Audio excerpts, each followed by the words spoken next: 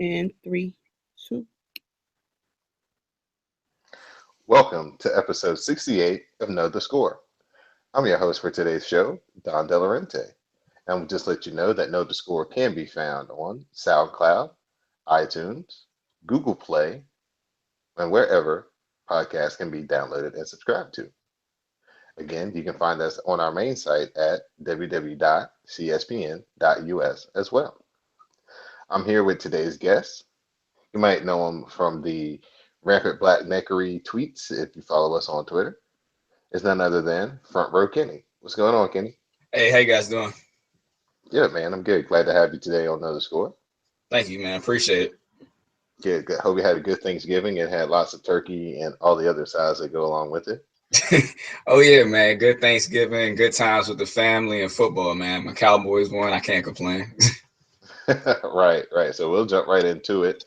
As the game started out, in the first game, we had the Lions as out the Vikings, 16-13. Sam Bradford with a crushing interception with less than a minute to go. Gets returned down to the 30-yard line, sets up a 40-yard field goal for Matt Prater.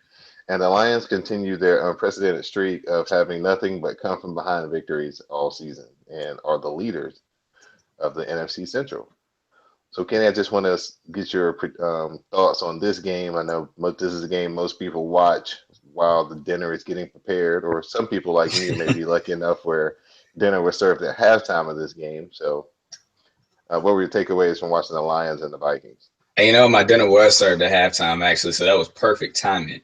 But hey, listen, I know everybody that saw the game from the jump with Aretha Franklin and her national anthem. Man, you could have cooked, you could have went to your grandma's house, you could have came back and still made it on time to get ready for this game. Like it was an okay game. It wasn't anything I was really looking forward to because I was just ready for the Cowboys game. The only player I was really watching was a cousin of mine, Anthony Harris. He's a free safety. So that was really my big take and my big watch of the whole game. I wasn't really, too into it. Did you really enjoy it? Did you enjoy it if you watched it a lot? Actually, after halftime, we kind of turned away from the third quarter because my mom was like, "This isn't even the game you want to watch. Can we watch the Grizzlies marathon, please?" And I was like, "Yeah, okay, we can watch a couple ones." And then we turned back for the fourth quarter, and I got to see the ending. Yeah, and I couldn't believe the ending when Sam Bradford threw that pick. I was like, man, they could have just took it into overtime, but then things just went crisscross, and I was like, wow.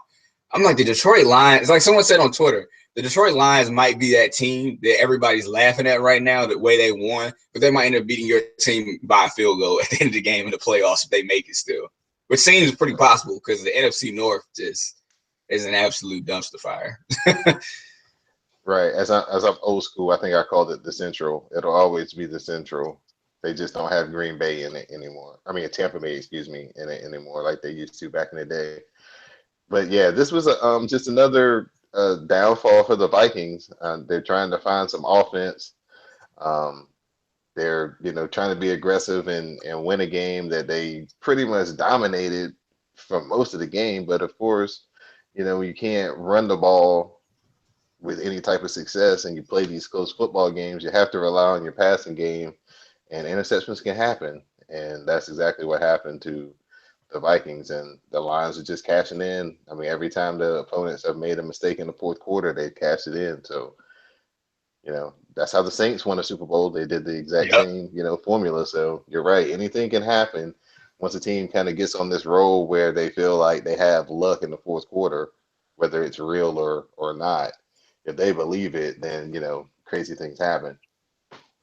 And I mean, think about the Vikings though. Like their offense was the only Achilles heel for them. Like when they were undefeated, I kept telling people, he was like, "Hey man, the Vikings look pretty good. What you think, Kenny?" I'm like, not really. Their offense wasn't that good. So I was like, it might come back to hurt them at some point. I mean, they're already missing AP. They're already missing Teddy Bridgewater. I mean, they're already hurt in that sense. I mean, the defense looks fine. But if your offense can't get it going and your defense is playing all those possessions, it really doesn't mean too much once the other team can get across you once they get it going. Right, right. And that point transitions right into the main event. of the afternoon, as far as I guess both of us are concerned, as the Cowboys basically had one more possession than the Redskins did and held on to win 31-26 in the marquee matchup on Thanksgiving. Just comes down to basically the Redskins stopping them in the first quarter and the first half and not cashing in the red zone. They missed 2 field goals. They kicked 2 field goals. That's basically 14 points left on the field that you can't have if you're going to play the Cowboys at this point with the way that Dallas is employing their offense, which is try to make as many yards as we can on first and second down. And if it's third and short, we're going to run, and if it's third and medium, we'll try to pick it up somehow with Dak doing one read and then breaking off into the flats and running and trying to create something. So, what was your assessment of your Cowboys, and were you nervous there when the Redskins kept going up and down the field at the point where you understood they couldn't stop them? But I'll talk about kind of their thinking, kind of where they messed up once you're done. Well, yeah, I was a little worried, but here was the thing I kept thinking to myself. Well, I know the red zone efficiency for the Redskins, they're one of the worst in the league in that. Because every time they kept getting down there, it was either they didn't get the pass on third down, they missed a field goal on fourth down, which was crazy. And it just seemed like they were able to move down the field. But once they got within the 20, it seemed like they just couldn't get in the end zone for the most part. But they did manage. But I have to give it to Jordan Reed. He had a hell of a game. And I can admit that all the way around. He was even hurt and came back out and was still having a great game. I mean, he had 10 receptions. He had 95 yards, 2 touchdowns. I mean, he had a great game, no doubt about it. But the thing that got me on my edge of the seat was when Deshaun Jackson just had acres of space and when he scored that touchdown. I have no idea why the corner thought, let's stop and let me not run with Deshaun Jackson. I mean, come on now. If Deshaun Jackson's got wide open field, he's going to catch it. I mean, Kirk Cousins, that's all he's been doing lately. He's just been throwing the ball deep, and Jackson happened to be open, and that almost made the deal breaker right there. But Cowboys ended up finishing it, so it was a happy good luck moment, but it was a little worrying at the same time. Right. For the Redskins' point of view, another game where, like you said, the red zone was their biggest enemy. They, can move the ball from 20 to 20 with no problem. I think for me, sometimes they aren't aggressive enough at like the 25 or the 30, try to score from there, a little bit outside the red zone. And in this game, we wasted some, like a possession. The first drive we get into the red zone, we line up in the Wildcat, and it made me cuss in front of my mama. And I had to declare right then that after the first drive, I actually spoke out to myself. I said, you know what? I can't even be talking I can't even have y'all playing like this because I can't even curse. I'm sitting here watching the game with my mama. And then they gonna come out in the first, red zone drive and come out in the Wildcat. And of course that loses a yard. And so, you're already behind the sticks. And so you kick a field goal. But I think a lot of people are going to say, well, why did he go for the 55-yard field goal? Yeah, that was a little bit questionable, but the kicker has been pretty reliable so far. I think a lot of people don't understand the onside kick. Onside kick was great if he tries to disguise it and not make it look like an onside kick, but he made it so obvious. So that was another possession where Dallas had half the field and they, made us pay with the touchdown. So I think that Jay Gruden was thinking the right way because I actually put on Twitter, I said, if the Redskins score rather quickly here, he's going to have to think about maybe trying to sneak an onside kick because it doesn't look like we're going to get a turnover to get an extra possession. We're going to have to steal one somehow. So I didn't have a problem with it. Just don't make it so obvious. And Dallas did what they needed to do at the end. Their defense was out there to try to make one stop. And as is the history with the Redskins, it's never going to happen. If we're down and we need the ball and Dallas has 4 minutes to go and try to hold them to, a stop on third down, they got 2 conversions and that was the game. So congratulations to Dallas. They're using a simple formula to make everybody scratch their head like, how do we lose to them? But it's so simple that, is making very complex thinking people scratch their heads, and they can ride it all the way to possibly Seattle. I think Seattle may be the team that their defense is just so vaunted and so ruthless that if you have something very simple, it's not going to work for too long against them. So what do you think about your matchup if you get all the way to the NFC Championship game against Seattle with Dak as your quarterback? I mean, there's a lot of pressure that's going to be on Dak Prescott, obviously. I mean, Seattle is a very, very talented team. That's the one team a lot of people think we're likely going to end up matching up with in the playoffs. But I think it's going to take a lot of the defense to take out a lot of those mistakes that we've seen on Thursday night. I mean, there was plays where I'm like, man, you just keep letting them get down the field. Like, this can't happen against Seattle because Seattle is going to score. They're going to score.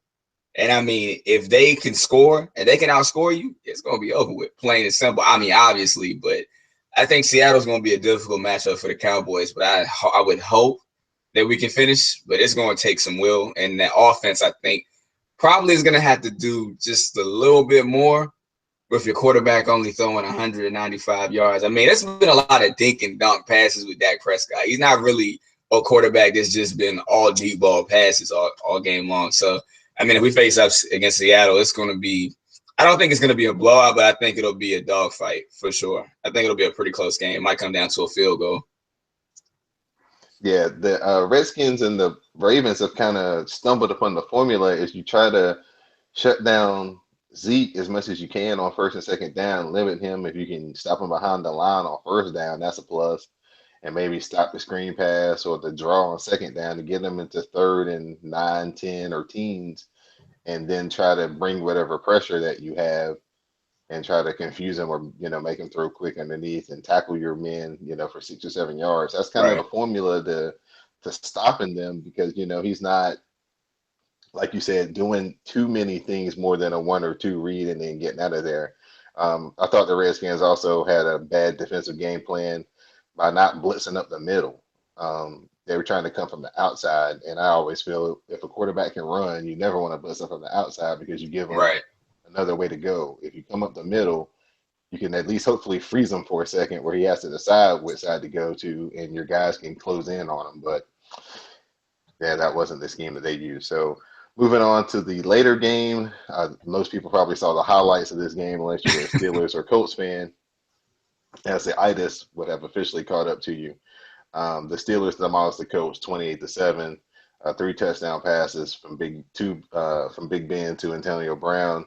The 4th touchdown was our man Le'Veon Bell scooting and scatting, doing what he does. Tolzien was a starter for the Colts. Andrew Luck was out underneath the concussion protocol as they had a short week to get ready for this game. So, the Steelers are pretty good at home. They're actually very good at home. So it's kind of hard to really say are they back or not. You kind of want to see them go on the road against a pretty decent team and see how they fare. Their passing game doesn't seem to be the same on the road as it does at home. So Steelers still have a lot of question marks. Is there anything that you see from the Steelers? I mean, their defense seemed to get back on track, but that seemed to be more, the Scott Tolzien at quarterback, more than maybe the Steelers finding some answers. What was your major takeaways from this game, Kenneth?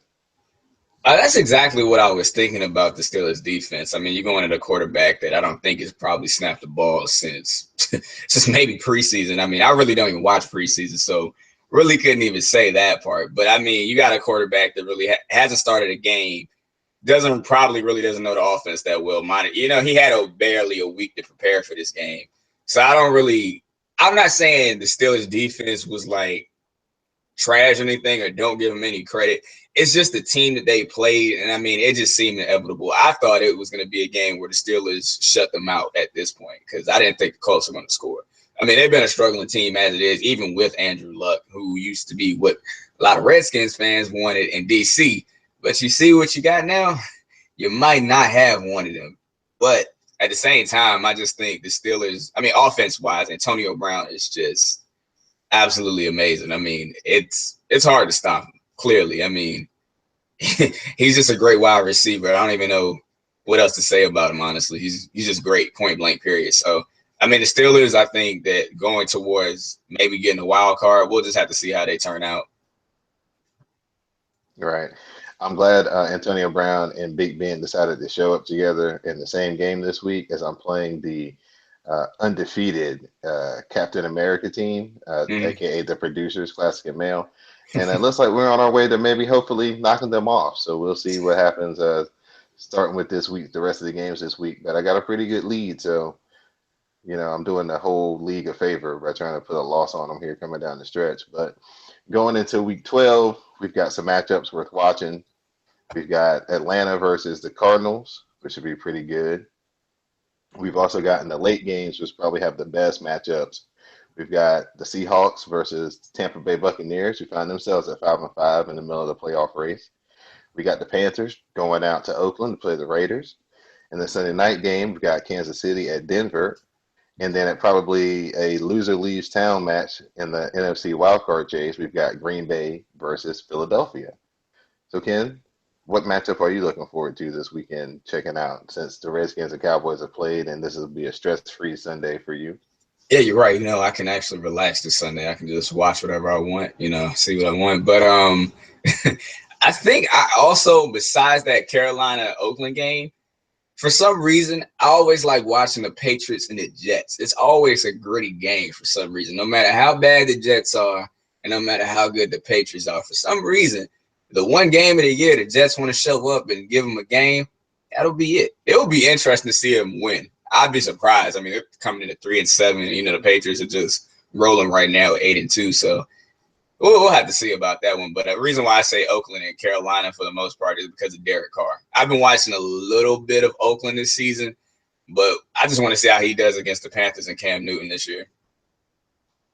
Right, I had the same feeling. I'm looking forward to the Raiders and Panthers as well. I think that game is going to be really intriguing. It's going to be basically a show me game for the Raiders because that's going to be a really stout defense, even without Luke Kuechly, who's going to be in the concussion protocol as well this week. And for the Panthers, it's basically a do or die game. I mean, you can't basically in the NFC this year. It looks like you're gonna have to stay within 6 losses to really have a shot at a wild card. So, they can't get too many more losses piled up. So they're really gonna have to come in and show up this week. And I'm also looking forward to watching the Sunday night game between Kansas City and Denver because these two teams are right behind the Broncos, and it's gonna probably see which team has a better quarterback. Is Trevor Siemian better than Alex Smith, and that'll probably figure out who will get the wild card because I think that right now the Raiders look like they're gonna win that division. So I'm looking forward to watching Kansas City and Denver. Right, like you said about the NFC South, it's such a weird division. It seems like every year it comes down to this. I mean, you look at the Falcons; they're 6-4. Tampa Bay's 5-5. The Saints are 4-6. The Panthers are 4-6. And it's crazy that they all actually still legitimately have a shot at the playoffs. It is crazy. Yeah, they flipped around and became the old NFC East. Right. The NFC East this year, everybody is at 500 at least, and that's crazy. Right. So, the football season is coming into the last quarter.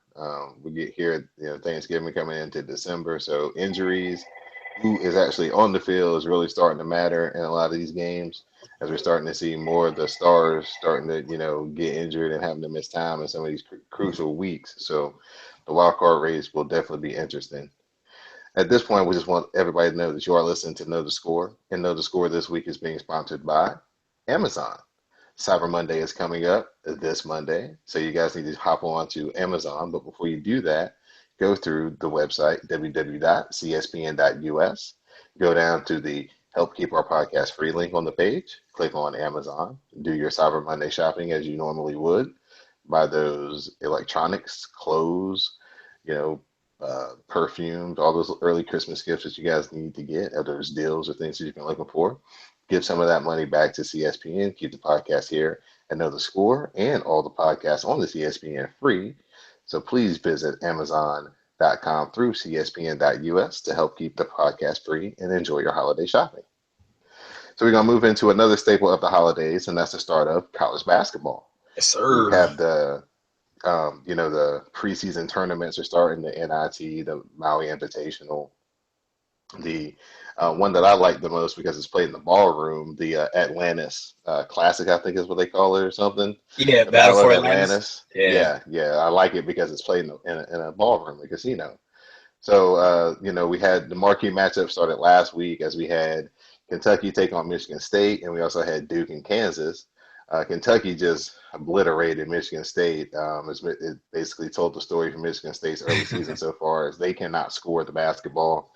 Tom Izzo is going to have to really put on his hard hat and go to work to mold this team into being a normal Michigan State contender. But that's probably the best for him. His team will fall out of the limelight a little bit, and he can kind of go in the lab and do what he needs to do. And by the end of the season, they'll probably be a threat again. The game of the night was, of course, Duke and Kansas. Duke without their three top freshmen who were all injured. We'll come back to that point in a minute. But Frank Mason III hit a game-winning jumper to quell Duke's comeback as Kansas won 77-75. Did you get a chance to see this game, Keith? Yeah. I watched the game. It was pretty good. I mean, I was expecting a little bit better out that Kentucky game, but it just turned out to be terrible. So I was like, man, I hope this next game is going to be pretty good with Duke. And it actually turned out to be pretty cool. I mean, the game winner by Frank Mason was crazy. I was just like, man, college basketball is back. I was excited. It wasn't even my team. I was just really excited for good games. I mean, that's what you really look forward to in college basketball. And I'm one of those guys that like college and pro. I watch both all season long from the start to the end. So it was pretty exciting to see Kansas early and see Duke, see what they can do with what they have, missing their three top freshmen. I know that's going to hurt them in the early goings of the season and, looking towards the actual tournament and everything. So we're going to have to see what Duke is going to be able to do. And at this point, I feel like North Carolina might just run away with that ACC, might just do it. Right. We'll talk about Duke's freshmen, Marcus Bolden, Harry Giles, Jason Tatum. They're all suffering from different injuries. Marcus Bolden has a lower leg injury. Harry Giles had arthroscopic knee surgery after his ACL surgery that he had last fall. And then Jason Tatum sprained his foot. In developing news, they were all in uniform and took part in the layup line in the pregame of Duke's last game right here before the holiday. I think it was on Wednesday night. So they may be all a little bit closer to getting back together and getting on the court and adding their unique talents to this Duke team, which has been projected to be, the number one overall team in the country. So kind of what do you think that they're going to add to this team if they're going to come back healthy? I mean, these kids are all projected to be first round picks in the NBA draft. So, I know Coach K is going to try to be as careful as he can with them to protect them for what they have later on in their futures, but he also kind of wants to win a national championship too. So, what's the slippery slope that Coach K is going to have to kind of navigate to keep these three guys healthy enough to be drafted and good enough to help them win a championship? That is going to be a difficult thing for Coach K, but at the same time, of course, you want to really watch their health because they are some extremely talented players. Giles is probably my favorite one. I've been watching him since he was in high school. I think he's a massive talent. I think he'll probably be a top 10 pick, no doubt about it, in the NBA. But I think you want to just be really careful because their injuries aren't just anything like, oh, somebody got a sprained ankle. Their injuries are pretty serious, from a knee injury to a redone ACL. I mean, I think you have to just, if you can get them back in, do it at a slow rate and also, limit their time. Like how they're doing with Embiid with the 76ers right now in the pros. How they're taking their time with him because they don't want to take that risk and get him hurt again. And then they're sitting there looking like they can't even go to the draft because of this. I mean, that sucks. So I think they're going to have to just take their time with these players. And if it's not this year, it's not meant to be for them to make it to the national title, so be it. Because if you can get a whole team back again next year and you get them all healthy, they definitely can make a run for it. That's what I think. All right, all right. Now, you mentioned North Carolina earlier. North Carolina did win the Maui Invitational as they got a 20-point victory over Wisconsin. This is the fourth time that they have won the Maui Invitational, and they've made it to the Final Four the prior three times that they have won the Maui Invitational. So this bodes well to maybe a repeat performance for North Carolina, at least back to the Final Four. As a Carolina fan, it's been really good to see them come out and play strong and look good in these games. trying to erase the memory of the last time we saw them play a meaningful basketball game in the national championship. So, so far so good, as you said, with Duke's injuries and the way that Carolina's come out of the gate, it makes them, look more like they may be the favorite in the early season now to win the ACC, just depending on, you know, like you said, how Duke can integrate their freshmen, how much they play, and how much impact they can have in whatever limited role they may have. And of course, it wouldn't be the early season of college basketball without a major upset. And the bullseye fell on Indiana as they went on the road to Little Fort Wayne, and the strange thing happened. They got beat in overtime. And so Tom Crean is not looking as good as he once did. As they're taking this early season loss. They were a top 5 team, projected to be a real threat for a Final Four again this year. So just kind of who are you looking at outside of, Indiana, North Carolina, Kentucky, Duke, Kansas? Outside of that top kind of 6, 8 teams, is there anybody else that you would say put on your radar as we go later into this college basketball season?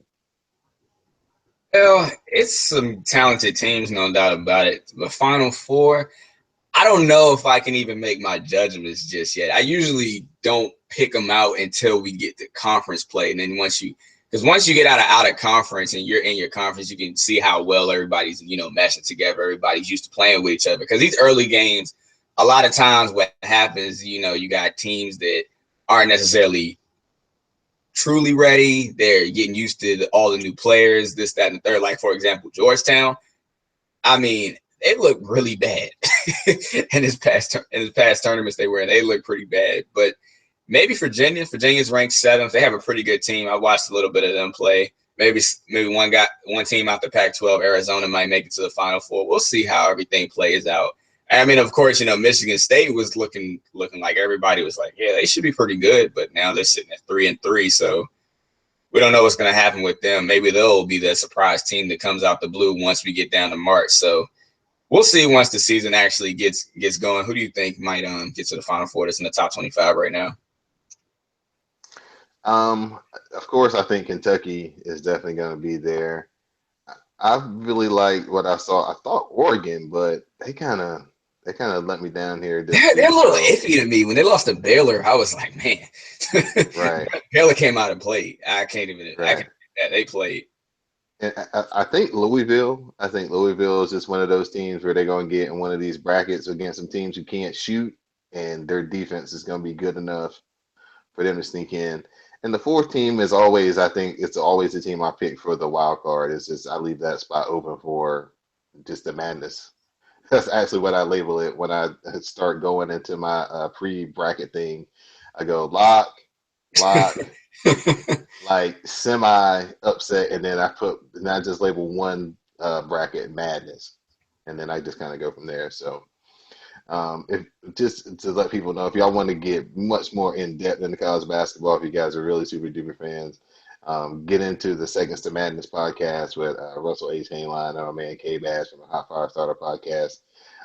They watch a lot of basketball, and they can tell you a lot about a lot of different players on a lot of different teams. So yeah, you guys are really college basketball junkies. Get into those guys, and they'll have you ready to go, especially if you like to wager on the games, make them a little bit more interesting. Our man Russell always has a couple of good picks or two for those people who like to make the games a little bit more interesting. But just to remind people, you are listening to Know the Score. You can find us on the internet at our Twitter handle at KTSPod. You can also find us directly on the internet at knowthescore.cspn.us. So we're going to move into our final topic here, the NBA. It was an epic night for Kevin Love as he scored 34 points in the first quarter against the Portland Trail Blazers. Twitter was going ablaze as Kevin Love was hitting three-pointer after three-pointer. I think he hit his first 8 threes. His finishing stat line for the first quarter was 11 out of 14 field goals, 8 for 10 from 3, 4 out of 4 from the free throw line. So just kind of, as you saw this eruption going on, as fortunately it wasn't on NBA TV or anything like that. So it's just kind of Twitter keeping everybody abreast. That's the way that I was keeping up with it. What was your thoughts about, Kevin Love all of a sudden, capitalizing off that, moving his feet and keeping Steph Curry in front of him from the finals? Man, I was in the car. I was coming back home, and I was on Twitter, and I look on my phone. It said Kevin Love got 34 in the first. I said, "What?" I was hoping that game was on TV myself, but I was quite surprised. And I was surprised that he only finished with 34. I thought he was gonna go for 50, honestly. But you know, the Cavaliers have enough scoring power for him to sit the rest of the half. To be honest with you, if you got a man scoring 34 in the first quarter, I mean, he's only one of three to do that recently. Besides Klay Thompson, who had 37 in one quarter. I think that was last year or the year before that, and Carmelo Anthony did it at one point. So I mean, that's pretty interesting to see how the team is more than likely to come out first in the East to have a game like that. So, I mean, the Cavaliers seem like the front runners for the East, and I think that Kevin Love's going to be even in better shape this year because a lot of people thought that they need to trade him, and I said, nah, you guys are crazy. I think he should be that guy for the team, in my opinion. As Chris Bosh has stated, and I have stated as well, the power forward, whoever plays on LeBron James's team, is the person who has to adjust their game the most. And you have to be able to space the floor and make those 3-point shots to be effective because you have to give LeBron the space that those guys normally like to use to drive and do the things that LeBron does. So I think that Kevin Love has just kind of finally found his role. You know, he's been searching and searching. Where does he fit? Where does he fit? Well, you're kind of like a stretch four. You know, you're gonna get your share of open 3-pointers, and if LeBron, you know, takes a defense with him, and then you cut back to the basket, more than likely you're gonna get your share of layups and dunks just off of, you know, pure movement basketball. So, like Chris Bosh said, you know, the biggest adjustment comes from the power forward, and it seems like Kevin Love has made it that adjustment. And Cleveland's the big dog right now, as you know, leads me into my next question. Who's the second best team in the East? Because I mean, it looks like they're fighting to just lose to Cleveland in, you know, anywhere from 4 to 6 games. But we've got Toronto at 10-6 right now, Boston at 9-7, Chicago at 10-6, Atlanta at 10-6. Out of those four, who would you say has got the best chance to stay the second best team in the East? I'd probably say Toronto. I think they're going to try and make an attempt to get back to the Eastern Conference Finals. It seems like they're pushing for it. I mean, DeMar DeRozan right now is playing at an extremely high level, but I don't think a guy's going to sit there and shoot 60% from mid-range all season long. I feel like that's an early season type of deal. I think DeRozan is probably going to regress to some degree, not to the point where it's like this guy can't shoot anymore. But I think Toronto probably has the best shot at this point, as long as they stay healthy. And I'll probably give a second to the Hawks. I always like the way they play. A lot of people said when they got up to the Eastern Conference Finals and they played the Cavaliers a year ago, 2 years ago, people thought that, oh man, it was fluke. I like the way they coach. I like the way the team is coached. I like the way they move the ball. And maybe Dwight Howard might be that thing they need to get past the Cavaliers if they can get there. Maybe. We don't know yet. I like him and Paul Millsap together on the floor. I didn't know how it was going to work, but it seems like it's done pretty well so far. How about you? It seems to me like Chicago, I watched them the last like couple of times they've been on TV, and it seems like they kind of figured their lineup out a little bit better. And they've got veterans, and when it comes down to a lot of these games, you're gonna play close games. The veteran superstars get the calls, so that matters when you know trying to play for positioning. I thought that Boston would have taken a little bit bigger step, but it looks like they're suffering from being a team that people are looking for now. You know, crowds come out to see them, see Isaiah Thomas, and see Jalen Brown, and so I think that they're kind of suffering from teams getting up to play them this year. So I think in between Chicago and Boston, like I said, I think Toronto is going to maybe fall back to earth a little bit and maybe finish third. And it actually might be a better draw for them because you want to avoid Cleveland as long as you can if you're going to, you know, be in the draw to have to play them. You kind of want to get them as far out as you can, maybe win a series before you have to play them, trying to get in the mode of playing in the playoffs. You don't want to try to get them, you know, at the very end either, though, where they're at their absolute best, getting ready to, you know, go play in the finals too. So if you can kind of get them in that middle series where they may have an injury or may not be as good as they are. So Now, my next little thing about the NBA that I want to get to is none other than the video of Zach LaVine doing the 360 dunk from the free throw line. Um, I guess this was practice for the dunk contest, but it definitely set the internet on fire. Um, my initial thoughts are if you can pull that out and actually, do it actually from the free throw line and not just a half a step over, yeah, if you was that as the first dunk, they can just send everybody home because there's nothing that's going to be able to top that. Um, is Zach LaVine single-handedly going to bring dunking back in 2016 to 17? Kenneth? Oh man, I watched that video about like 4 or 5 times. He did a 360 from the free throw line. That's what got me. And I'm just like, man, what is he gonna do for the dunk contest? Because last year's dunk contest was probably one of the better ones I've seen in a while. Because I mean, if you look at I say probably the past 4 or 5 years, it really hasn't been such the main event.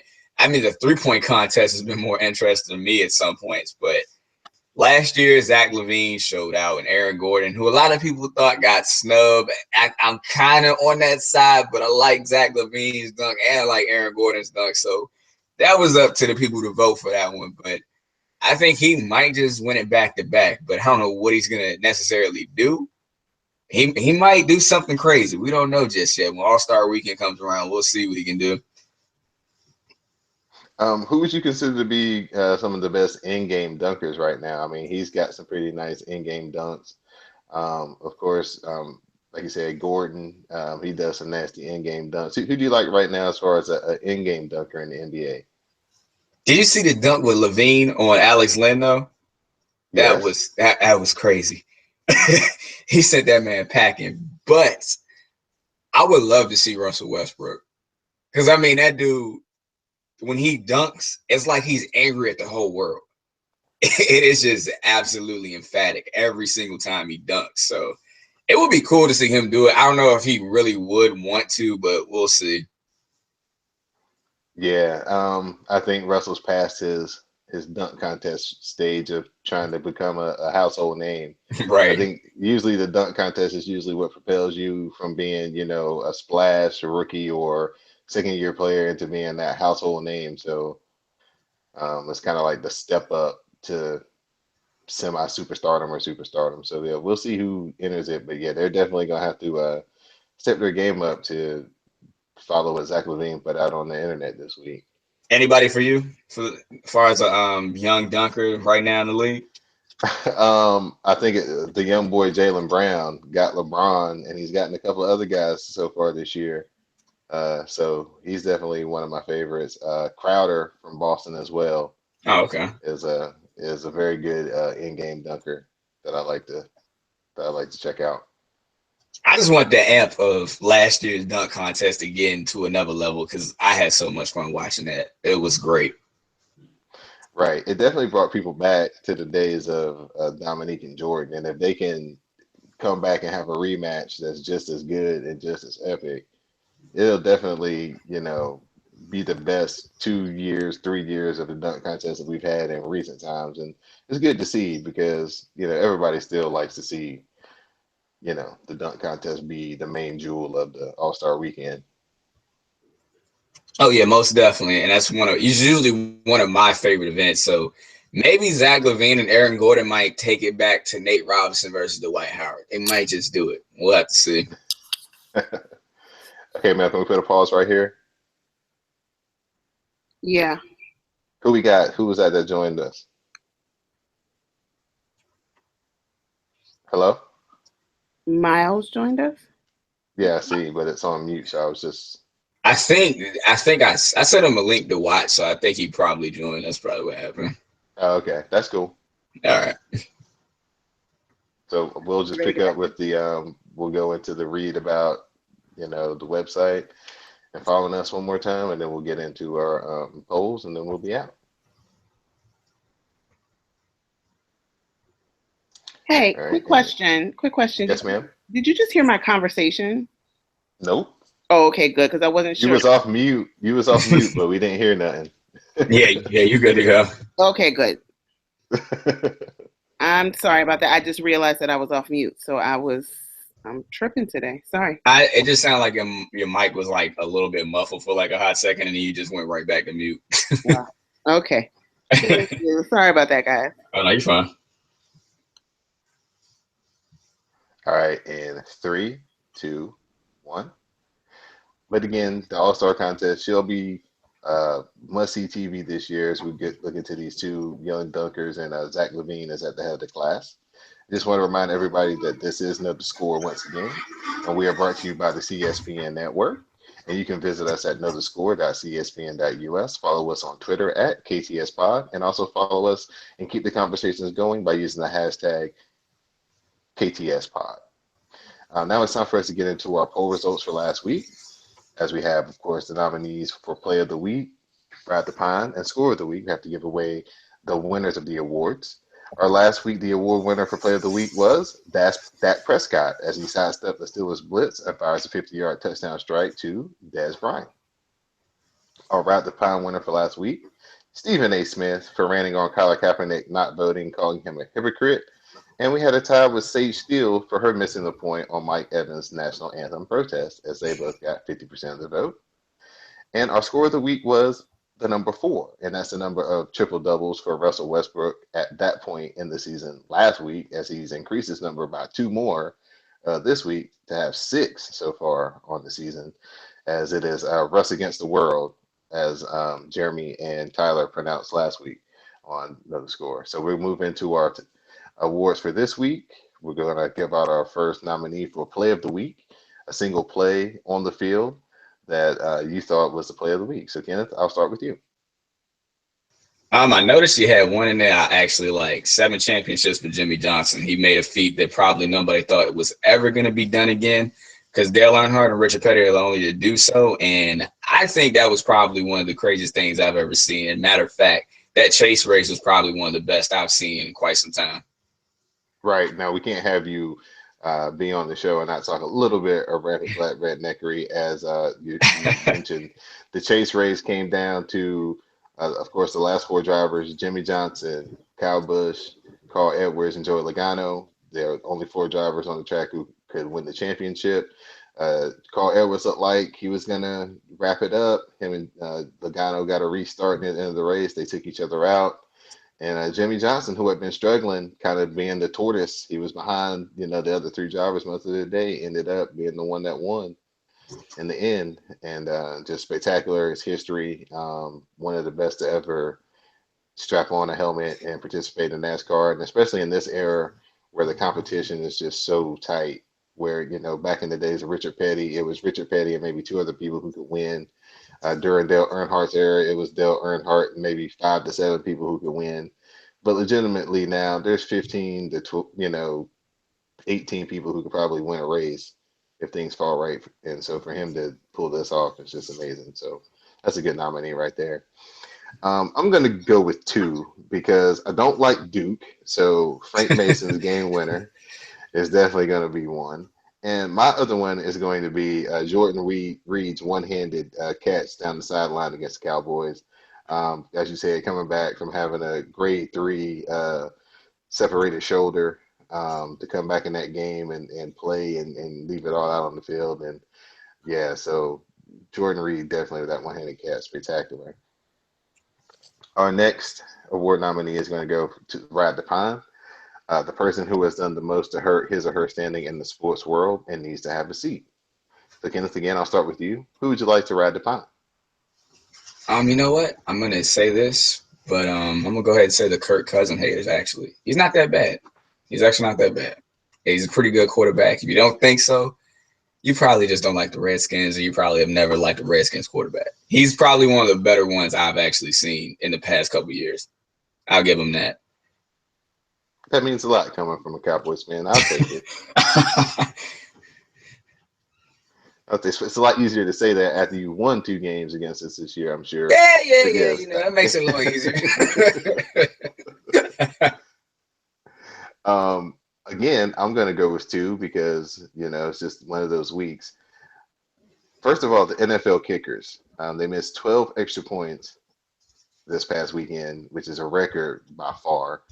The new extra point distance has created havoc in these field goal games, in these football games, and it's making us have to do some weird math because teams are of course going for two and not making it, and so we're getting weird things like 12s and 18s up there, and that's Tie not really, games. yeah, that's not really the numbers we're used to seeing for football scores. And probably my other nominee would just be the University of Texas for how it's handled the Charlie Strong situation. Basically, he had a once in a lifetime devastating loss to Kansas, and pretty much everybody knew, it was over for him right there. But they left him twisting in the wind this week, and basically put his career at Texas on the balance of the game that happened against TCU on Friday, and Texas went out and got blown out at home. And so, just here recently, they've announced that they've officially fired him. Could have done it last week and spared him some of, the embarrassment of having to go through that bad loss yesterday and the hundred shots of him on the sideline and things like that. So I didn't like the way the University of Texas handled their situation with Charlie Strong.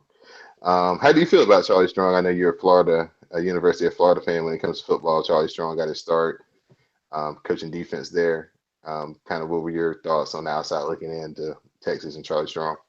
I was hoping he was going to get another shot, but like you said, not too long ago, he just got fired. So, I mean, I don't know if that's going to be the end for Charlie Strong necessarily. He might find a job somewhere else. I don't know who necessarily wants him, but like you said, they could have just went ahead and fired him instead of him going through that game last night. I mean, it could have been it could have been done a little bit better. Like you said, I think they should just let him go when they kept saying, we're thinking about it. Everybody who's a college football fan knew that was probably going to happen, and it has happened now.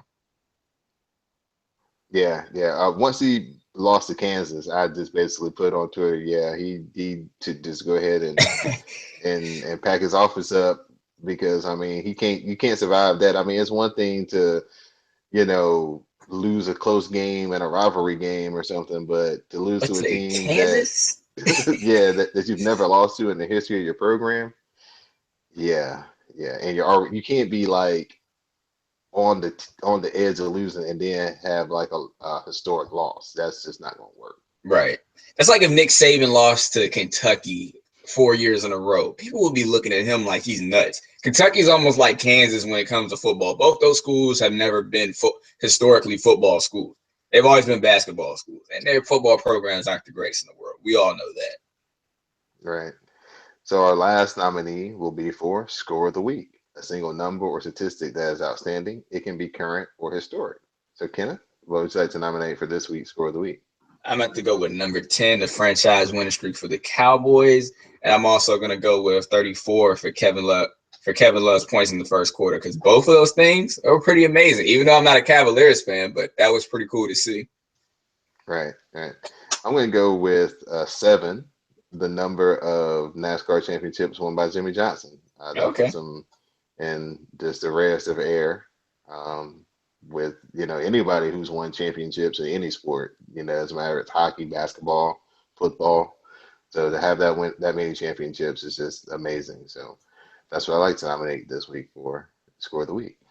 And again, we encourage everybody to please vote. Follow us on our Twitter account at KTS Pod so you guys can vote on the polls each week. So we do not have ties. We do not like ties here at Know the Score. So make sure you guys vote and vote often so we do not have ties.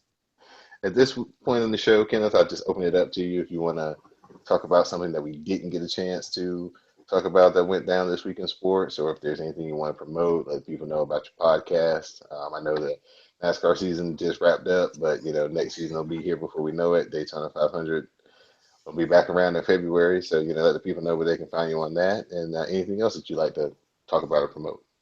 I think we talked about just about everything I actually wanted to talk about this week. When I looked at the whole thing and you sent it to me, I was like, man, this is everything I watched this week. So it's not like I have to go rewatch anything. It was everything I was keeping up with. But if you guys want to follow me, I'm on Twitter at Front Row Kenny, aka Kenneth Lee. And I also have a NASCAR podcast, which will be redone and underway again during the off season. I'll put it on YouTube very soon. And you can follow the Provisional Podcast on SoundCloud. And that's really about it. I mean, I'm just the guy that likes sports. I'm a big NASCAR fan, and my off season, I don't really have an off season. I watch sports all year long. It's really all I watch. So if you give me a follow on Twitter, don't just expect to see NASCAR. I do follow NBA, college basketball, some hockey, soccer, and yeah, this was me. I don't really like to talk about myself that much. If that makes any sense. That's perfect, man. That's perfect. Thank you for joining us here today on Another Score. My little parting shot will be to all basketball fans. If you like to watch basketball, if you love basketball, you like to watch it on TV as many times a week as you can, learn to watch it without watching the basketball, and you will see so many great things open up as to so many times how Kevin Durant gets wide open for these dunks and these passes that Stephen Curry threads through the needle last night against the Lakers. It's just amazing. If you can keep your eyes off the basketball, you'll see so much more of the game, especially open up to you to see how, Porzingis can be 7 feet tall and have reactions to, block two dunks right at the rim. It's just amazing. So that would be my pro tip to all basketball fans out there. Try to watch the game without watching the ball. So for my guest, Front Row Kenny, I'm Don Delarente, and I'm letting everybody know now you know the score. All right.